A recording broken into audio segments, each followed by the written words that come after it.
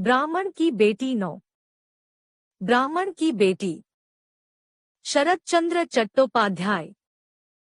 प्रकरण 9। ज्ञानदा ने कमरे में आकर एक बार भीतर से दरवाजा बंद किया तो फिर खोली ही नहीं। दासी और बूढ़ा ससुर विमूढ़ बनकर दोपहर तक बैठे रहे। वे अपनी बहू की इस आनाकानी का कारण समझ ही नहीं पाए। फिर भी उन्हें इस तरह खाली लौट जाना अच्छा नहीं लगा। उन्होंने दरवाजे के बाहर से काफी गंदी और अशोभनीय बातें भी कही, झूठ आरोप भी लगाए।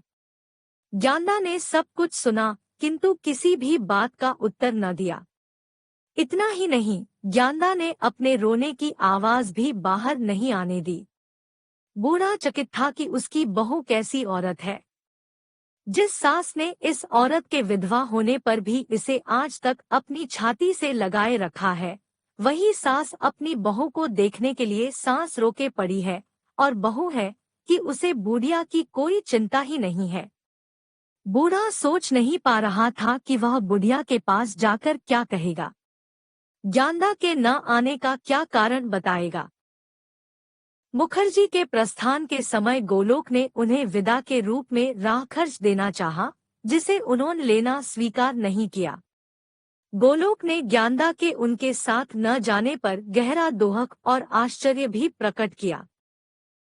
बैठक में गोलोक को आया देखकर भट्टाचार्य ने उठकर उन्हें प्रणाम किया तो गोलोक ने केवल सिर हिला दिया। फिर वह बोले, हाँ तो बेटे, तुम्हें बुलावा भेजा था।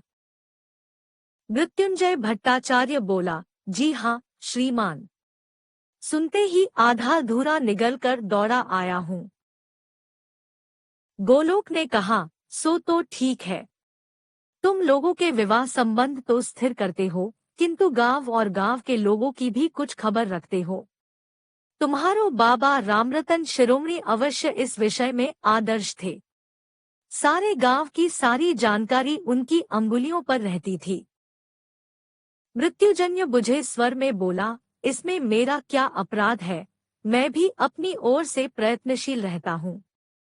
अच्छा चटर्जी महाशय, आपने जगद्धात्री ब्राह्मणी की लड़की की दुस्साहस की बात तो सुनी होगी। रासू बुआ के मुंह से हमने यह सब सुना है, तो मन करता है कि उन्हें चूल्हे में झोंक दिया जाए। गोलोक ने आश्चर्य प्रकट करते पूछा, ऐसा क्या कह दिया उसने, जरा मैं भी तो सुनूं। अच्छा, तो क्या आपको मालूम नहीं? नहीं, बात क्या है? मृत्युजय बोला, इधर आपका घर सूना है और उधर संध्या का कहीं जुगाड़ नहीं बैठा रहा। आप अपने उदारता से उसका उद्धार करने को सहमत थे, किंतु छोकरी ने बड़े ही क्रुद्ध स्वर में सबके सामने जो कहा, हमें तो वक्त दोहराते हुए भी लज्जा लगती है। बोली, घाट के मुर्दे के गले में जूतों की माला अवश्य हाल दूंगी। हमने सुना है कि उसके माँ बाप ने भी यह सब सुना ही नहीं है, अपितु लड़की की पीठ थपथपाई है। सुनकर गोलोक क्रोध से कांपने लगा, किंतु क्षणभर में ही अपने को संभालकर उसने सारी बात को हंसी में उड़ा दिया। बोला, अरे नासमझ छोकरी है, उस मोहट की बात का क्या बुरा मानना। मृत्युजय बोला, उस मोहफट की जबान खींच लेती चाहिए। उसे ऐसी छूट देकर ही तो आपने सिर पर चढ़ा लिया है, अन्यथा उसकी माँ नहीं जानती कि आपके द्वारा उसे अपनाने से प्रियनाथ की 56 पीढ़ियां तर जाएंगी। इस इलाके में उसका सम्मान कितना बढ़ जाएगा। प्रसन्न मन से गोलोस बोले, भट्टाचार्य जी, गुस्से को थूक दो। यह अनाड़ी लड़की किसी के मान सम्मान को क्या जाने, समय आने पर सब कुछ समझ जाएगी। मृत्युंजय ने पूछा, क्या आपको रासू बुआ ने कुछ नहीं बताया? गोलोक बोले, क्या आपने लक्ष्मी को इतनी जल्दी भुलाना संभव है? अभी मैं किसी दूसरे विवाह के बारे में सोच ही कहाँ सकता हूँ, जो रासू बहन से कुछ कहूँगा। मधुसूदन, रक्षा करो, तुम्हारा ही भरोसा है। अब मृत्युंजय के लिए कुछ पूछना संभव न रहा। वह गोलोक के पत्नी प्रेम पर मुग्ध होकर प्रशंसापर एवं प्रसन्न दृष्टि से उसके चेहरे को देखता रह गया। कुछ देर के बाद गोलोक बोले, भट्टाचार्य, सच पूछो तो मैंने कुछ याद रखना ही छोड़ दिया है। लोग दिन रात मेरे संबंध में कुछ न कुछ कहते ही रहते हैं। वे क्या कहते हैं, इसकी भी चिंता छोड़ दी है। अब लोगों मेरे पीछे पड़ जाएं कि अमुक कन्या का उद्धार करो, आप नहीं करोगे तो कौन करेगा। इन कथनों की कितनी उपेक्षा करूं, आखिर इंसान हूं। उदासीनता बरतने पर कभी किसी के सामने मुंह से किसी के बारे में स्वीकृति अथवा सहमति जैसी किसी बात के निकल जाने को अस्वाभाविक तो नहीं कहा जा सकता। संबंध जोड़ने की कला में कुशल मृत्युंजय ने संकेत समझने में भूल नहीं की। वह मधुर और विनम्र स्वर में बोला, यदि ऐसा कुछ है तो मेरी प्रार्थना है कि आपको प्राण कृष्ण की लड़की को अपनाने से सहमत हो जाना चाहिए। लड़की रूपगुण में साक्षात लक्ष्मी है और उसकी आयु भी 13-14 के आसपास है। हाँ, पिता अवश्य निर्धन है। आप निर्धन परिवार की लड़की के पुण्यलाभ को हाथ से मत जाने दीजिए। मृत्युंजय को प्यार से झिड़कते हुए गोलोक बोले, पंडित, लगता है कि तुम बौरा गए हो। क्या मुझे इस आयु में पुनः विवाह करना शोभा देता है? क्या लड़की 14 की हो गई है? उसकी शरीर का विकास तो काफी अच्छा है। सुना है, काफी आकर्षक युवती है। उत्साहित होकर मृत्युंजय ने कहा, आपने ठीक ही सुना है।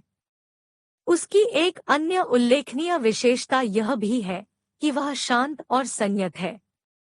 लगता है मानो मुंह में जबान ही नहीं है। गोलोक बोले, रूप सौंदर्य और गुणशालीनता में मेरी लक्ष्मी की तुलना कौन लड़की करेगी? उसके सामने किसी दूसरी लड़की को देखने का मन नहीं करता, किंतु क्या करूं, किसी का दोहक भी तो मुझसे नहीं देखा जाता। अब जब तुम लड़की की 13-14 वर्ष की आयु बता रहे हो तो निश्चित है कि वह 15-16 की अवश्य होगी। तुम उसके पिता के दरिद्र और अभावग्रस्त होना भी बता रहे हो, सुनकर हृदय द्रवित हो उठता है। ब्राह्मण की विपत्ति देखी नहीं जाती। मृत्युजन्य बोला, आपकी उदारता से कौन परिचित नहीं? गोलोक बोले, किसी कुलीन की कुलीतना की रक्षा की चिंता कोई कुलीन व्यक्ति ही कर सकता है। न करना भी कर्तव्य से पतित होने जैसा पाप कर्म है। इधर अभी पत्नी वियोग के दोहक को भूला नहीं पाया, आको आयु भी 50 को छूने लगी, किंतु मन दूसरों के दोहक संकट को अनदेखा करने को मानता ही नहीं, इसलिए मुंह से न नहीं निकलता। गोलोक के कथन के समर्थ में मृत्युंजय बार बार सिर हिलाने लगा। गहरी सांस लेकर गोलोक बोले, कुलीन ब्राह्मणों के गांव में समाज का मुखिया बनना भी कंटों का ताज पहनना है। दिन भर दूसरों की चिंता में किस प्रकार खपना पड़ता है, इसे केवल मैं ही जानता हूँ। किसके पास भोजन नहीं, किसे तन ढकने को वस्त्र चाहिए, किस रोगी की औषधि उपचार की मांग है, इन्हीं बातों में पूरा दिन चला जाता है। लगता है कि सारा जीवन इस प्रकार मरते ही बिताना पड़ेगा। अब तुम कहत हो, प्राण कृष्ण बेचारे गरीब लड़की विवाह की आयु पार करने जा रही है। 13-14 की आयु तुम बताते हो, जबकि मुझे वह 15-16 से कम ही नहीं लगती। अच्छा, ठीक है, प्राण कृष्ण को एक बार मेरे पास भेजो, उसके लिए कुछ करता हूँ। उत्साहित हुए मृत्युंजय ने कहा, उसे अभी आपके पास भेजता हूँ। भेजना क्या, अपने साथ लेकर आता हूँ। गोलोक बोले, तुमने तो मुझे संकट में डाल दिया। मेरे मुंह से आज तक किसी की सहायता के लिए न तो निकलती ही नहीं, फिर गरीब ब्राह्मण को न कैसे कही जाएगी। मधुसूदन, तुम ही रक्षा करो। मैं तो उसी तरह नाचता हूँ जिस तरह तुम मुझे नचाना चाहते हो। किसी भूली बात के याद आ जाने पर जाते हुए मृत्युंजय को आवाज देकर गोलोक बोले, मैं भी कैसा भुलक्कड़ हूँ, जिस बात को कहने के लिए तुम्हें बुलाया था वह तो मैं कहना भी भूल गया हूँ। कहना यह था कि आजकल थोड़ी तंगी चल रही है, आता तुम अपने ब्याज का भुगतान। करुण कंठ से मृत्युंजय बोला, इस महीने तो आप दया की भीख। गोलोक बोले, कोई बात नहीं, रहने दो। मैं किसी को कष्ट देकर एक पाई वसूल करना भी पाप समझता हूँ, किंतु हाँ बेटे, इसके बदले तुम्हें मेरा एक काम करना होगा। आज्ञा कीजिए, मैं प्रस्तुत हूँ।